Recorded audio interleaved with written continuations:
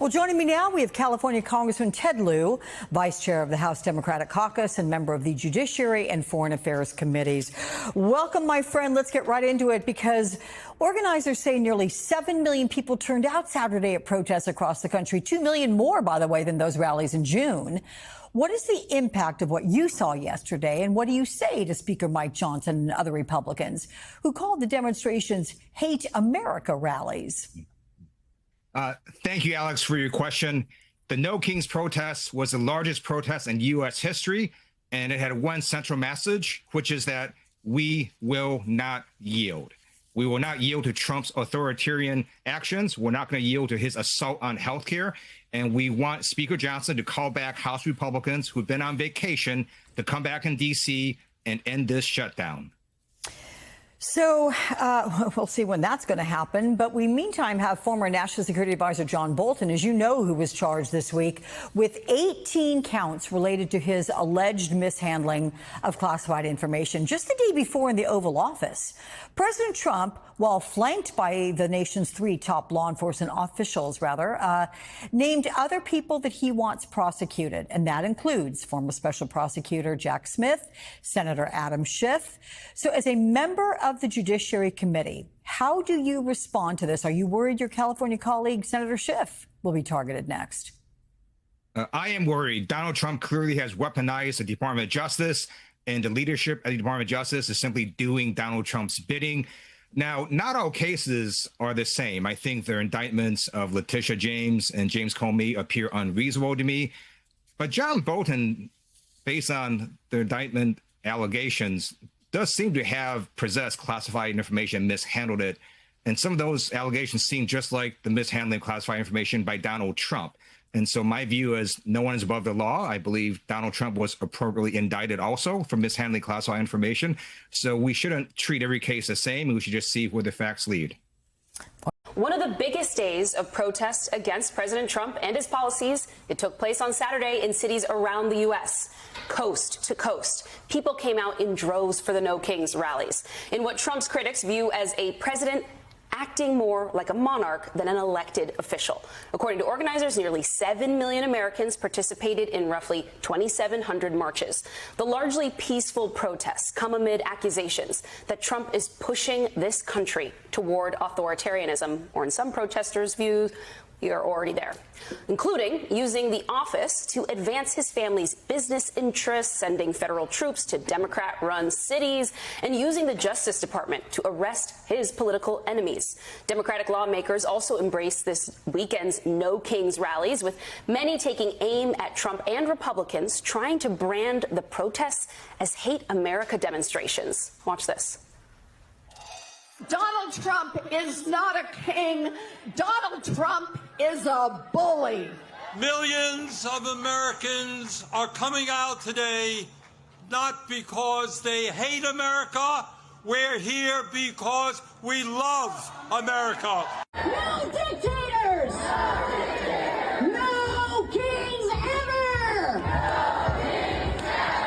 We will not give in!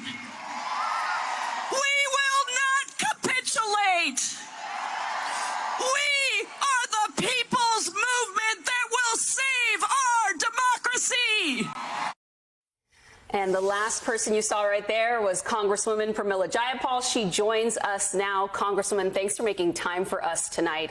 So how are Democrats going to take the energy, the many concerns? I mean, there were signs out yesterday that said, I don't even know what to write on my sign because there are so many things I'm freaked out about. So what are Democrats planning to do with those fears, the energy and activation we saw? How do you channel it forward into action now? Yeah, Antonia, the first thing I have to say is this was amazing. Okay, this was the largest ever protest in American history. 7 million people out in the streets. And I think that the energy that I felt in Seattle, we had 90,000 here in Seattle, across the country, in small towns, in big towns, What this was is people saying they're not going to sit back and be quiet. But I do think we have to take this minute to just recognize how much organizing went into this, and that the ask, because I was listening to the conversation at the top of the show, the ask really isn't just a single ask. There are really numerous things that people can do to get engaged, whether it is calling your member of Congress, your Republican member of Congress, to end the shutdown, provide health care for the American people, or whether it is in larger ways around immigration and how to fight back against the militarization in our streets. I'll tell you that we had one of our resistance lab trainings today. We had over 1,000 people online getting detailed information about what they can do to step in. So yesterday was one of those moments of coordinated protest, but it doesn't begin or end with that. It actually goes into every single day. What can people do to keep our republic, in the words of Benjamin Franklin? So let me get your thoughts on the response to this from the President of the United States. Obviously, yesterday, the banner of the march was No Kings. It seems that the official White House, obviously the president, embraced that moniker because they've been posting AI-generated videos of him as the king, and in some, video posted online, him over with a fighter jet dropping what appears to be feces on the protesters. But I want to give you a chance to respond to that and what you think that says about the mindset, not of just the president, but of the White House and this administration in what they saw yesterday. Well, Eamon, he is unhinged. I mean, that was an unhinged video coming from the top leader of the greatest democracy in the world. And I think it just shows what little respect he has for U.S. citizens and for the rights of our Constitution, the right to peacefully assemble and protest. And look, this is all about the image that he wants to project of total power, of total control. He does want to be king. He's a wannabe king who is trying to use every lever of the government to promote his control.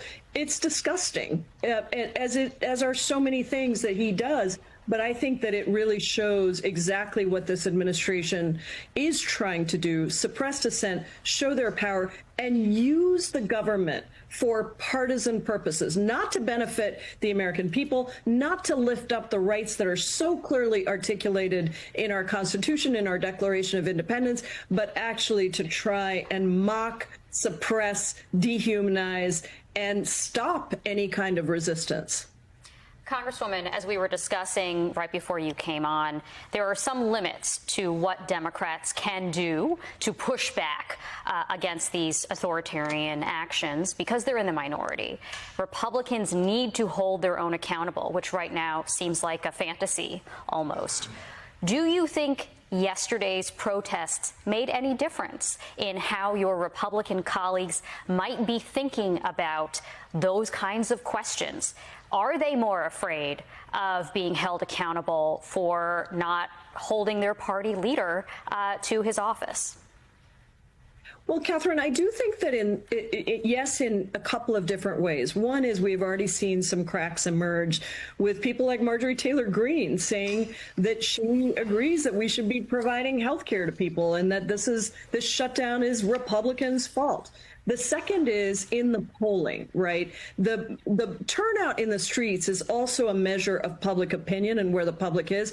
Polling is another expression of that. And when you look at the absolutely dismal approval ratings for Donald Trump, and in fact, the disapproval going sharply up on any number of things, from, the big bad betrayal bill that was passed by Republicans, cutting 15 million Americans off of health care, or the militarization of our streets and the deplorable mass deportations that are proceeding and the violence of ICE. And so I think in both of those ways, you are starting to see the public pressure go up. And I think I heard you or somebody say that at the end of the day, the Republicans have to feel that pressure. Republicans in Congress have to feel that pressure. That happens when you build the public momentum. And so while it's true that we don't necessarily have a ton of legislative tools in the minority, one tool we do have is that they still do need our votes in order to pass anything. And so we're now on day 19 of the shutdown, the 26th consecutive day that after Mike Johnson sent us home. Let's move to this being day 19 of the government shutdown with no end in sight. Democrats say that no breakthrough is possible without President Trump getting involved. But the president, so far at least, appears fine with just staying on the sidelines and has used the shutdown to lay off federal workers, to freeze money appropriated by Congress. What do you sir make of Trump's lack of urgency to end this stalemate? Is he betting Democrats will ultimately be the ones that take the blame? Well, Donald Trump would be wrong if he's thinking that, because all the polling shows that the American people are not stupid and understand that Republicans control the White House, the Senate, and the House. If Donald Trump gave the order to his rubber stamp Congress, the Republican leaders, and said end the shutdown would end tomorrow.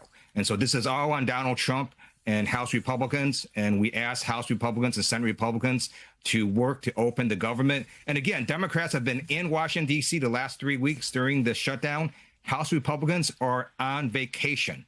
That is just not acceptable. Is there any credence or possibility of Democrats bypassing fellow lawmakers and going straight to the president and saying, we want to make a deal with you? He loves making deals. We know that. Democrats are happy to meet with the president anytime, anywhere. I'm going to be honest. This has to be a moment for Democrats to learn their lesson. I'm talking about the moderate, corporate-aligned Democrats, not your Bernies, your AOCs, and your Mamdanis, but frankly, most of the Democratic Party. They need to look at this movement that's growing. And yes, some Democrats have participated, and they need to look at it and say, this is the path forward. Our voters, and or at the very least, our accessible pool of voters, the sort of people that are needed to defeat Trump, to defeat the next Republican nominee, to win the midterms, are telling us that they are furious. That they are effing furious, and they're sick and tired of the status quo. And yes, they're far more angry at Trump and the Republicans than they are the Democrats, but they're also not happy with the Democrats. You've seen this. You've seen polling for the support for the Democratic Party go down. And it's not because those people are supporting the Republican Party. They're not. Those people are saying, I certainly don't like the Republicans, but I'd never vote for them anyway. And I'd probably, most of them would say, I'll still begrudgingly cast a vote for a Democrat, but I'm not thrilled about doing it because they're not fighting like I am. And so Democrats have a moment here. They have an opportunity here to look at this moment and say, let's be angry. Let's tap into the anger that Americans are feeling. Anger about the threat to their democracy and anger about Trump's broken promises on cost of living. He promised that he would make life cheaper, more affordable for the working class. It's the opposite. So, this is that moment. They need to ask themselves, you know, where was our energy before? Where was our enthusiasm before? Well, the American people have just given you an example. 7 million of them. And while some Democrats are getting the message, they all need to. And that starts with the leaders at the top.